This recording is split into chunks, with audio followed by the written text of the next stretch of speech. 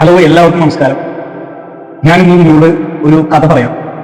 എൻ്റെ ബെസ്റ്റ് സുഹൃത്ത് വിഷ്ണു, തൃശ്ശൂരാണ് അവൻ്റെ വീട്. അവൻ വർക്ക് ചെയ്യുന്ന എറണാകുളത്താണ്. അവൻ്റെ അവൻ്റെ ലൈഫിൽ നടന്ന ഒരു ചെറിയൊരു കഥ ഞാൻ നിങ്ങളോട് പറയാം. ബാച്ചിലേഴ്സ് മാത്രം താമസിക്കുന്ന ഒരു ഫ്ലാറ്റ് എറണാകുളം പാലാരിവട്ടത്താണ്. രാത്രി 10 മണി ടൈം. ഓക്കെ, ആ ഫ്ലാറ്റിന്റെ ടെറസിന്റെ മുകളിൽ കുറച്ച് ബാച്ചിലേഴ്സ് ഇരുന്നിട്ട് ചീട്ട് കളിക്കുന്നു.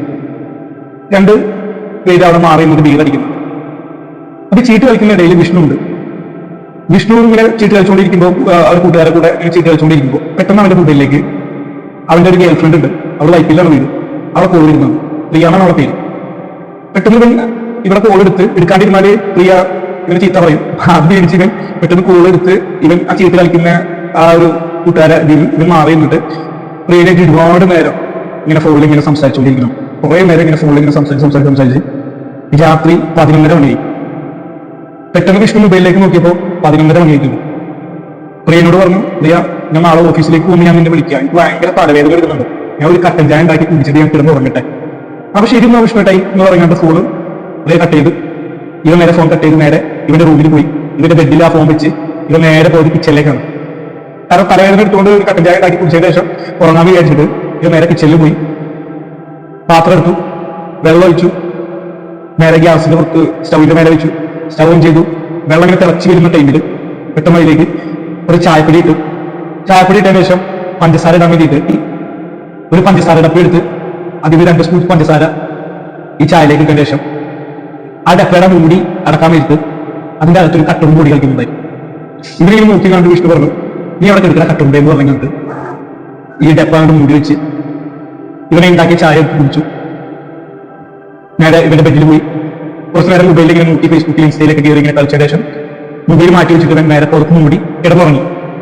പിറ്റേ ദിവസം രാവിലെ വിഷ്ണു ഓഫീസിലേക്ക് പോകാൻ വേണ്ടിയിട്ട് റെഡിയായി തയ്യാറും കെട്ടി ബാഗൊക്കെ സെറ്റ് ചെയ്ത് നേരെ പാലാരിവട്ടം ജംഗ്ഷനിൽ വന്നിട്ട് ബസ് കാത്തിരിക്കണം. കളമശ്ശേരിയിലാണ് അവന്റെ ഓഫീസുള്ളത്. കളമശ്ശേരിയിൽ പോകുന്ന ബസ് കാത്തിരിക്കണം വിഷ്ണു. ഒരു 5 മിനിറ്റ് കഴിഞ്ഞപ്പോൾ കളമശ്ശേരിയിൽ പോകുന്ന ബസ് വന്നു. ആ ബസ്സിൽ കയറിയ ഉടനെ തന്നെ അവന്റെ ഗേൾ ഫ്രണ്ട് വൈപ്പിലുള്ള പ്രിയ ഇവന്റെ മൊബൈലിലേക്ക് കോൾ ചെയ്യുന്നു.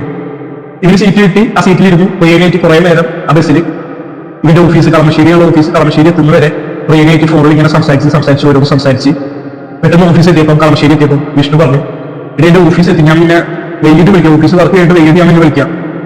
ശരിയായിട്ടായി എന്ന് പറഞ്ഞുകൊണ്ട് പ്രിയ ഫോൺ കട്ട് ചെയ്തു. ഇവൻ നേരെ 9ാമത്തെ നിലയിലാണ് വിഷ്ണുവിന്റെ ഓഫീസുള്ളത്. ഇവൻ നേരെ ഓഫീസിൽ കയറി ക്യാബിനിലിരുന്നു. ലാപ്ടോപ്പ് പറഞ്ഞ് ഇങ്ങനെ വർക്ക് ചെയ്തുകൊണ്ടിരിക്കണം. ഇത് വർക്ക് ചെയ്തുകൊണ്ടിരിക്കുന്ന ടൈമിൽ ഓഫീസിലെ സ്റ്റാഫ്, അവന്റെ പേര് അരുണാണ്, അവൻ വിഷ്ണുവിന്റെ അടുത്ത് വന്ന് പറഞ്ഞു, എടാ വിഷ്ണു, നീ ചെയ്യാനുള്ള വർക്കൊക്കെ ചെയ്ത് തീർത്തോളണം, നാളെ എന്ത് വരുന്നതാണ്, നിനക്ക് പണി കിട്ടൂട്ടാ, നീ ചെയ്യാനുള്ള വർക്കൊക്കെ ചെയ്ത് തീർത്തോ, നീ എന്തിനെങ്കിലും പെൻഡിങ് ആക്കിയത് അരുൺ വിഷ്ണുവിനോട് പറഞ്ഞു. വിഷ്ണു ആണെങ്കിൽ കുറെ ദിവസത്തെ വർക്ക് പെൻഡിങ് വെച്ചിട്ടാണ്.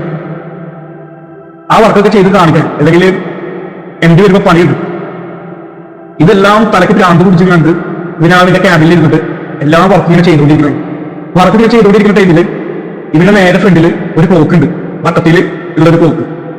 ആ ക്ലോക്കിലെ സൂചി 12 മണിയായി. ഇങ്ങനെയാണെങ്കിൽ ഇവന്റെ ക്യാബിനിൽ ഇരുന്നിട്ട് ഇങ്ങനെ വർക്ക് ചെയ്തുകൊണ്ടിരിക്കണം. പെട്ടെന്ന് 2 മണിയായി. ആ ക്ലോക്കിലെ സൂചി 2 മണിയായപ്പോൾ ഇതിന്റെ അപ്പുറത്തേക്ക് ഇരിക്കുന്ന സ്റ്റാഫ് ഉണ്ട്, ഈ ഓഫീസിലെ സ്റ്റാഫ് എല്ലാവരും കൂടി ഫുഡ് കഴിക്കാൻ വേണ്ടി പോയി. വിഷ്ണു ആണെങ്കിൽ അവന് ഫുഡൊന്നും വേണ്ട, ഈ വർക്ക് എങ്ങനെയും ചെയ്തു കൊടുത്താൽ മതി. ക്ലോക്കിലെ സൂചി 2 മണി, വർക്കിനെ ചെയ്തുകൊണ്ടിരിക്കുകയാണ്. ക്ലോക്കിലെ സൂചി 3 മണി, വർക്കിനെ ചെയ്തുകൊണ്ടിരിക്കുകയാണ്. പച്ചവെള്ളം പോലും കുടിക്കുന്നില്ല. ക്ലോക്കിലെ സൂചി 4 മണി, അവർക്ക് പെട്ടെന്ന് ദാഹം വന്നപ്പോൾ അവർ കൊടുന്ന വെള്ളത്തിന്റെ ബോട്ടിൽ എടുത്ത് കുറച്ച് കുടിച്ചു. വീണ്ടും അവൻ ഇങ്ങനെ വർക്ക് ചെയ്തുകൊണ്ടിരിക്കുകയാണ്. ക്ലോക്കിലെ സൂചി 5 മണിയായപ്പോൾ ഇതിന്റെ ഓഫീസിലെ സ്റ്റാഫുകൾ എല്ലാവരും വീട്ടിലേക്ക് പോകാറായി. അവർക്ക് 5 മണിക്ക് സാധാരണ എല്ലാ ഓഫീസും 5 മണിക്കാണ് ക്ലോസ് ചെയ്യാറ്. വിഷ്ണു ആണെങ്കിൽ 5 മണിയായിട്ടും അവന്റെ വർക്ക് തോന്നിയിട്ടില്ല. അവൻ ഇങ്ങനെ ക്യാബിനിൽ അവന്റെ ലാപ്ടോപ്പിൽ ഇങ്ങനെ വർക്ക് ചെയ്തുകൊണ്ടിരിക്കണം. വർക്ക് ചെയ്ത് ഇതിന്റെ ഓഫീസിൽ എല്ലാവരും പോയി. ഇതിനാണെങ്കിൽ ആകെ ടൈഡായി പോയിട്ടുണ്ട്. കുറെ വർക്ക് പെൻഡിങ്ങുള്ള വർക്കൊക്കെ ചെയ്ത് തീർത്ത് ക്ലോക്കിലെ സൂചി 7 മണിയായപ്പോൾ ഇതിന്റെ വർക്കെല്ലാം തീർന്നു. ഇവൻ ചെയ്തിരുന്ന വർക്കെല്ലാം തീർന്ന് ഫിനിഷാക്കി. നാളെ എന്ത് വരുന്നുണ്ട്, ഇന്ന് ഫുള്ളായിട്ട് വർക്ക് തീർക്കണം. അത് എത്ര ടൈം ആയാലും വിഷയമില്ല എന്ന് വിചാരിച്ചാൽ ഇങ്ങനെ ഇരുന്ന് വർക്ക് ചെയ്ത് 7 മണിയായപ്പോൾ ഇതിന്റെ വർക്കെല്ലാം തീർന്നു. ഇവൻ ബാഗൊക്കെ ഇട്ട് അവിടെ പുറത്തൊരു സെക്യൂരിറ്റി ജീവനക്കാരുണ്ടായിരുന്നു, വയസ്സായിട്ട് ശേഖരൻ എന്നാണ് പുള്ളിയുടെ പേര്. പുള്ളിക്ക് ഒരു 100 രൂപ പോക്കറ്റിൽ പൈസ എടുത്ത് വിഷ്ണു കൊടുത്തു. കാരണം ഇവനെ ഡേറ്റ് ചെയ്തിട്ടാണ് ശേഖരൻ അവിടെ പുറത്തേക്ക്. ഇവൻ പോയിട്ട് വേണം ഓഫീസ് ക്ലോസ് ചെയ്ത് താക്കോലേറ്റ് പുള്ളിക്ക് പോകാൻ വേണ്ടിയിട്ട്.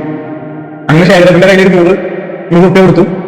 ശേഖരൻ ഹാപ്പിയായി ചിരിച്ച്, ശരി മോനെ, അപ്പോൾ പറഞ്ഞു എനിക്ക് കുറച്ച് കൂടുതൽ വർക്ക് കൊണ്ടാണ് ശേഖരൻ, അതുകൊണ്ടാണ് ലേറ്റ് ആയതെന്ന് പറയുന്നത് ഒരു 100 എടുത്ത് കൊടുത്തു. നല്ലൊരു സ്വഭാവമുള്ള ഒരു പയ്യനാണ് വിഷ്ണു. ഇവൻ നേരെ 9ാമത്തെ നിലയിൽ ഇതിന്റെ ഓഫീസ് 9ാമത്തെ നിലയിൽ നിന്ന് ലിഫ്റ്റിൽ കയറി. ലിഫ്റ്റില് വിഷ്ണു മാത്രമേ ഉള്ളൂ, വേറെ ആരുമില്ല. ലിഫ്റ്റിൽ കയറി 9ാമത്തെ നിലയിൽ നിന്ന് ഗ്രൗണ്ട് ഫ്ലോറിന്റെ സ്വിച്ച് അമർത്തി ലിഫ്റ്റ് അടിയിലേക്ക് ഇങ്ങനെ മൂവ് ചെയ്തുകൊണ്ടിരിക്കുന്നു. അടിയിലേക്ക് ഇങ്ങനെ മൂവ് ചെയ്ത് 4 നില എത്തിയപ്പോൾ പെട്ടെന്ന് കറണ്ട് പോയതുപോലെ കറണ്ട് പോയി. പെട്ടെന്ന് വെച്ചൊന്നുമില്ല. അപ്പൊ ഞാൻ ഒരു 5 മിനിറ്റ് അവിടെ വെയിറ്റ് ചെയ്തു കറണ്ട് വരുമോ എന്നുള്ളൊരു ഇതിൽ. 5 മിനിറ്റ് ആയിട്ടും കറണ്ട് വരുമ്പോൾ ഇത് വർക്ക് ചെയ്യുന്നില്ല, ലിഫ്റ്റ് വർക്ക് ചെയ്യുന്നില്ല. ഇവരൊറ്റയ്ക്ക് ലിഫ്റ്റിന്റെ അകത്ത് ആ സ്വിച്ചൊക്കെ പിടിച്ചമർത്തി 1, 2, 3 അങ്ങനെ 9ാമത്തെ നില വരെയുള്ള സ്വിച്ചുകളെല്ലാം പിടിച്ചമർത്തി വലിച്ച് ഇതാക്കുന്നുണ്ട്. ഹലോ ഹലോ എന്നൊക്കെ പറയിച്ചു ഓളിയിടുന്നുണ്ട്. ആര് കേൾക്കാൻ ഇതിനകത്ത്. ഇവൻ അങ്ങനെ അതിന്റെ അകത്ത് ഒരു 15 മിനിറ്റ് പെട്ടുള്ള ഒരു അവസ്ഥയായി. ഇനി എന്ത് ചെയ്യും? അങ്ങനെ അവന്റെ പോക്കറ്റിൽ നിന്ന് ഫോൺ എടുത്ത് ഈ ഷേഖരേട്ടന്റെ നമ്പർ വിഷ്ണുവിന്റെ കയ്യിലുണ്ട്, MD നമ്പർ ഉണ്ട്. അങ്ങനെ ഷേഖരേട്ടന്റെ നമ്പറിലേക്ക് വിളിക്കാൻ നോക്കുമ്പോൾ മൊബൈല് ബാറ്ററിയിലോ ഇങ്ങനെ ഇടക്കിടക്കിനെ 3-4 ദിവസം കാണിച്ചു കണ്ട് ഒന്ന് സ്വിച്ച് ഓഫ് ആയി പോയി. ഇതിനാണ് പെട്ടുള്ള ഒരു അവസ്ഥയായി. ഇവനാണ് പെട്ടെന്ന് മൂത്രയിക്കാനുള്ള ഭയങ്കര ബുദ്ധിമുട്ട്. ഇനി സഹിക്കാൻ പറ്റുന്നില്ല, പിടിച്ചു നിൽക്കാൻ പറ്റുന്നില്ല. അപ്പോഴേക്കും 25 മിനിറ്റ് ആയിട്ടാ അതിന്റെ അകത്ത് ലിഫ്റ്റിന്റെ അകത്ത്. ഇവനറിയാണ്ട് ഒരു മൂലയിൽ പോയിരുന്ന് ഇവനറിയാണ്ട് മൂത്രവെച്ചു പോയി ടാങ്കിൽ. അപ്പോഴേക്കും 30 മിനിറ്റ് ആയിട്ടാ. ഇവൻ ആ സ്വിച്ചൊക്കെ പിടിച്ചമർത്തി ഹലോ ഹലോ ഹെൽപ്പ് മീ എന്നൊക്കെ ഇങ്ങനെ ഓടിക്കൊണ്ടിരിക്കുന്നുണ്ട്. ആരും കേൾക്കുന്നില്ലത്. ഇരുട്ടാണ് ആ ലിഫ്റ്റിന്റെ അകത്ത്. ഇവൻ വേർക്കാൻ തുടങ്ങി, ഭയങ്കരമായിട്ട് വേർത്ത്.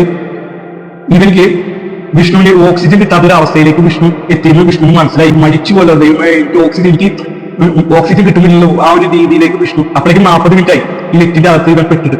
ആരും രക്ഷപ്പെടുത്താനില്ല. 50 മിനിറ്റ് ആയപ്പോ ഇവർക്ക് മനസ്സിലായി ഞാൻ മരിച്ചു പോകും ദൈവമേ, എന്നെ രക്ഷപ്പെടുത്താൻ ആകില്ല ഇതിന്റെ അകത്ത്. വിഷ്ണു എന്താ ചെയ്തെന്നറിയോ? അവന്റെ 2 കൈകളെടുത്ത് ചെവിയിൽ വെച്ചിട്ട് ഒരു ഓളിയിടല്, ഭയങ്കര സൗണ്ടില് ഒരു ഓളിയിടല്. ഈ ഓളിയിട്ടതും പുതപ്പ് മാറ്റി കാണ്ട് നെട്ടി എണീറ്റ് കാണ്ട് നേരെ കിച്ചണിലേക്ക് കൂടി കാണ്ട് ആ പഞ്ചസാരത്തേക്ക് എടുക്കുന്ന ആ കട്ടുകൊണ്ടിനെ ഇങ്ങനെ എടുത്തു കാണ്ട് ഇങ്ങനെ മോചിപ്പിച്ച് വിടുന്നു. ഇത് എന്റെ സുഹൃത്ത് വിഷ്ണു പറഞ്ഞ ഒരു ചെറിയൊരു കഥ ഞാൻ നിങ്ങളോട് പറഞ്ഞു. നിങ്ങൾ അത് മനസ്സിലാക്കാം. ഈ കഥയിൽ നിങ്ങൾക്ക് എന്താണ് മനസ്സിലാകുന്നുള്ളത് നിങ്ങൾ കമന്റ് ആയിട്ട് ഇടാം.